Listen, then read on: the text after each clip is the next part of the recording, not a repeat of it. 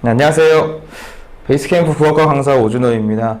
대성고 2학기 중간고사 내신 경향 분석을 시작하도록 하겠습니다. 먼저 출판사와 총평부터 같이 살펴보실게요. 출판사는 비상박이니까 변화 없고요. 총평부터 같이 살펴보시죠. 그래서 1학기 기말고사랑 문항수는 똑같았습니다. 38문항. 그리고 전부 객관식으로 출제됐고요.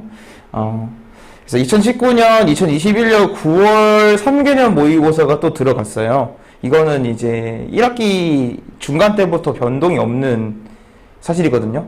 그래서 그 시즌에 맞는 3개년 모의고사가 다 들어가요. 근데 어떨 때는 문법, 비문학, 문학 다 들어가기도 하고 어떨 때는 비문학, 문학만 들어간다.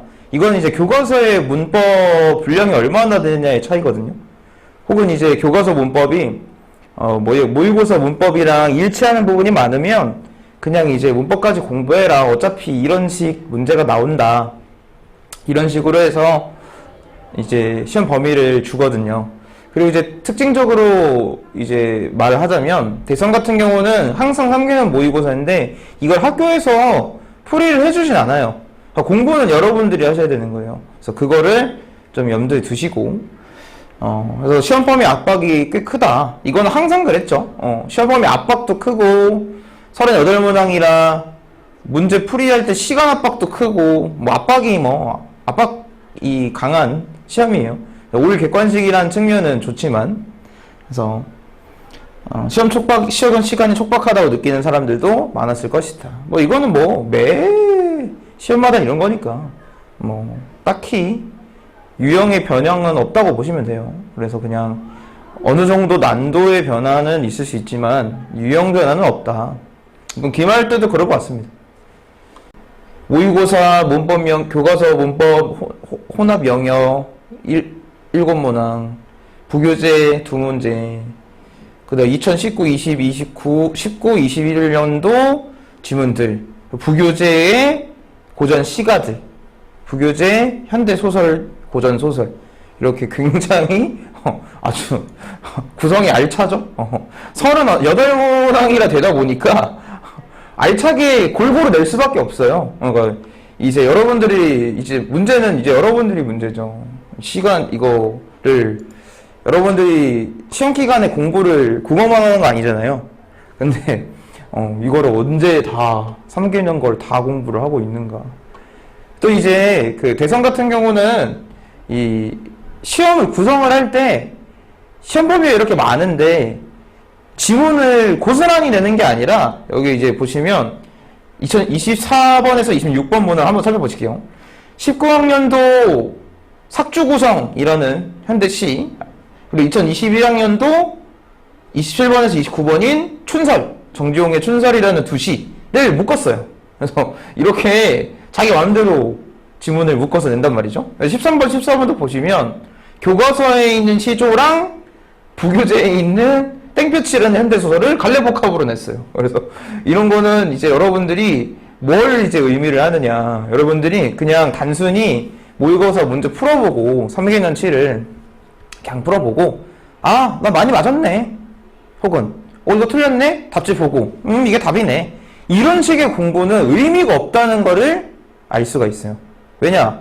일단은 당연히 모의고사에 있는 지문을 그대로 내는 것도 아니고 지문들끼리 이렇게 선생님 마음대로 재융합을 시키신단 말이죠. 그래서 그런 부분에 있어서 여러분들이 피상적인 공부를 해서는 의미가 없다. 직접 문제와 기출 문제가 유사점이 어디가 있는지를 한번 보여드릴게요.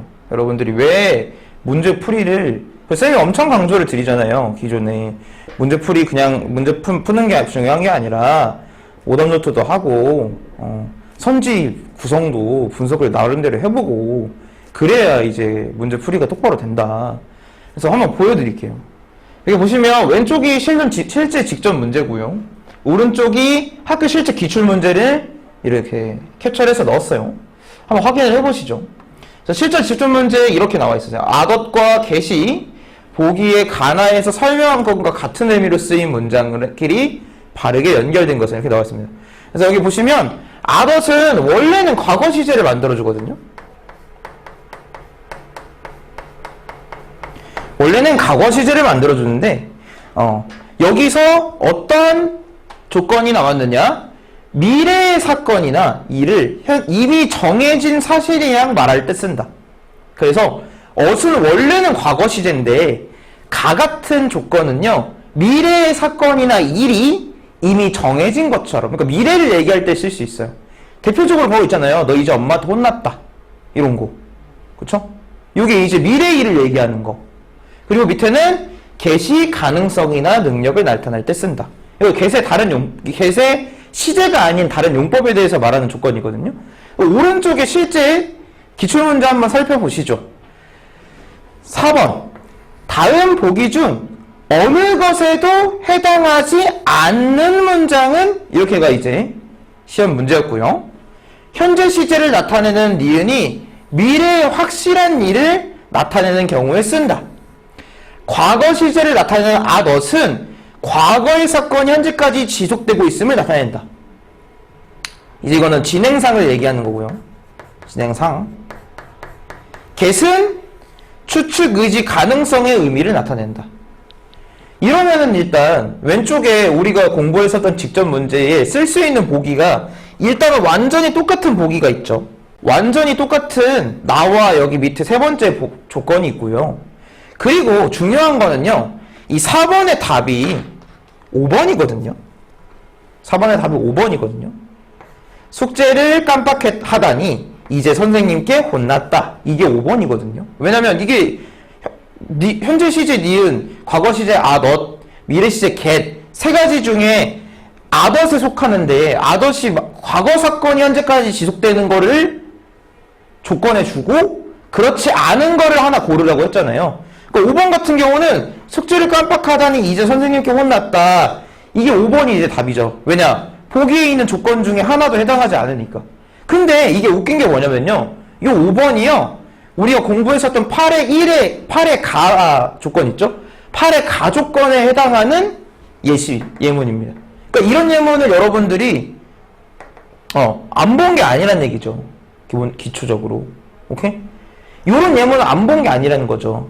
여러분들이 이 예문을 직접 문제에서 공부를 했을 거예요. 어떻게?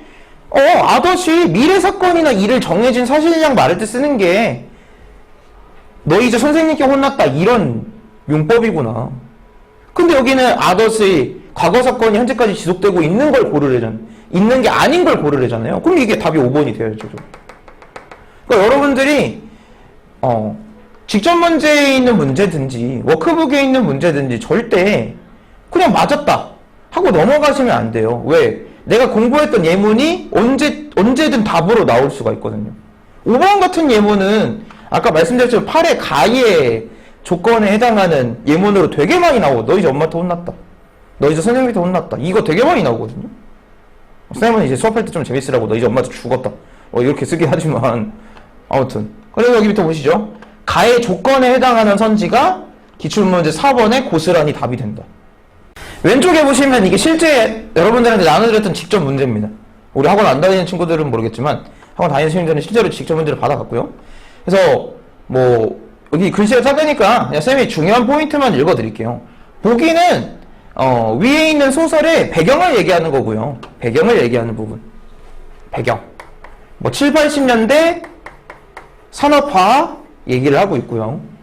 여기 38번도 해당 지문 소설의 배경을 얘기하고 있어요. 산업화 도시화. 그래서 거의 똑같아요. 보기 자체는.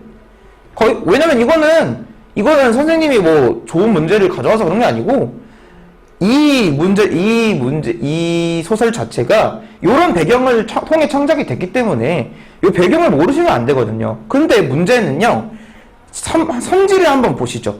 보기를 바탕으로 윗글을 감상한 내용으로 가장 적절한 것은 1번에, 이거 답이 1번이고요. 이렇게 나와 있어요. 큰 아들에게 돈을 구워준 김영진 씨는 산업화 때문에 서울 주변부로 밀려난 소외계층이다. 이게 답이거든요. 그리고 이 38번의 기출문제 38번 답이 2번입니다. 윤의 엄마와 김영진은 산업화 도시화된 서울에서 돈이 없어 밀려난 사람들이군. 보시죠. 다시 한번 읽어볼게요. 보시죠. 직접 문제. 김영진 씨는 산업화 때문에 서울 주변부로 밀려난 소외계층이군. 은혜 엄마와 김영진은 산업화 도시화 때문에 밀려난 사람들이군. 애초에 밀려난이라는 키워드는 똑같죠? 여기는 소외계층이다. 여기는 그냥 사람들이다. 이런 얘기만 했는데, 이 실질적으로 그러니까 7번의 1번 선지랑 38번의 2번 선지는 둘 다 답이고요. 거의 99% 일치합니다. 사람 이름 하나 추가된 거 빼고. 은혜 엄마라는. 그럼 우린 여기서 직접 문제 때 7번에 1번이 답인 걸 확인했잖아요, 여러분들. 은혜 엄마도 김영진과 같은 밀려난 사람이 맞는지만 확인하시면 2번을 답이라고 고르시면 돼요. 바로. 보기는 똑같으니까, 거의. 그러니까 여러분들이 그러니까 문제풀이가 중요한 거예요. 생각보다 문제풀이가 어떻게 중요하냐. 그냥 1번 맞았다 하고 넘어가는 게 끝이 아니라 이 문제풀이가 다시 지문 공부랑 연결이 되는 거예요. 아, 그렇지. 우리가 수업을 배울 때 요 소설에서 산업화 도시화 때문에 밀려난 사람들에 대해서 얘기를 많이 했잖아. 이렇게. 그치? 그 중에서 한 사람이 김영진이었지. 이렇게 공부가 다시 되는 거예요. 그러면 기출문제에 38번을 봤었어도 2번을 너무나 자연스럽게 고를 수 있었겠죠. 그쵸? 밑에 보시면 보기와 답의 구조와 함께 정답마저도 거의 일치하는 양상을 확인할 수가 있습니다. 뭐 이제 이 외에도 직접 문제와 기출 문제가 일치하는 케이스는 굉장히 많습니다. 뭐 이게 일치도가 뭐 50%에서 뭐 7, 80%, 크게는 뭐 90% 이상까지 일치하는 문제들이 있는데 시험 관계상 2개 정도만 보여드리고, 쌤이 수업 중에 강조하는 팁들이 있어요. 1번, 제국이는 내가 달리기가 빠른 편이니? 라고 말했다. 그래서 학교 시험에서 라고를 A로 묶어놨습니다. 그리고 밑에 엄마가 형에게 서둘러 밥을 먹으? 라고 말했다 하고 밑에도 라고를 묶어놨어요. 진짜 치사합니다.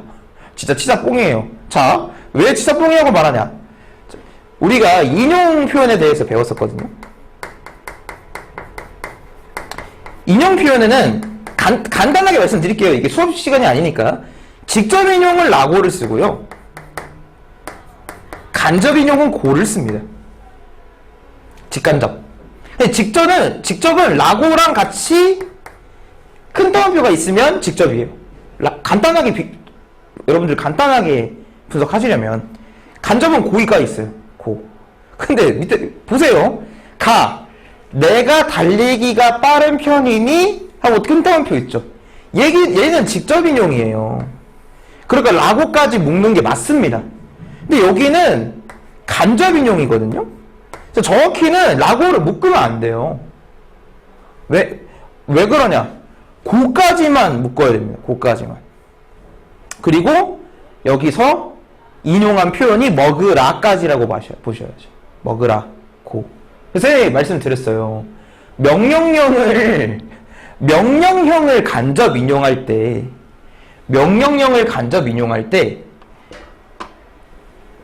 앞에 인용한 말의 라랑 뒤에 조사 고가 붙어서 마치 간접인데도 라고를 쓴 것처럼 보일 수 있다. 그걸 수업 때 말씀드렸거든요. 엄청 강하게. 그러니까 너네는 낚이지 말아라. 엄청 강하게 말씀드리고, 이거는 쌤이 인용 표현을 수업한 모든 학교에서는 다 똑같이 말씀드렸습니다. 안 까먹고 모든 학교에서 똑같이 말씀드렸어요. 그리고 거짓말같이 7번에 1번에 뭐라고 나왔냐? A와 B는 인용의 표현을 나타내는 조사이다. 이거 우리 학원 학생이 X 이렇게 푼 거 보이시죠? 바로 당연히 X 나와야죠.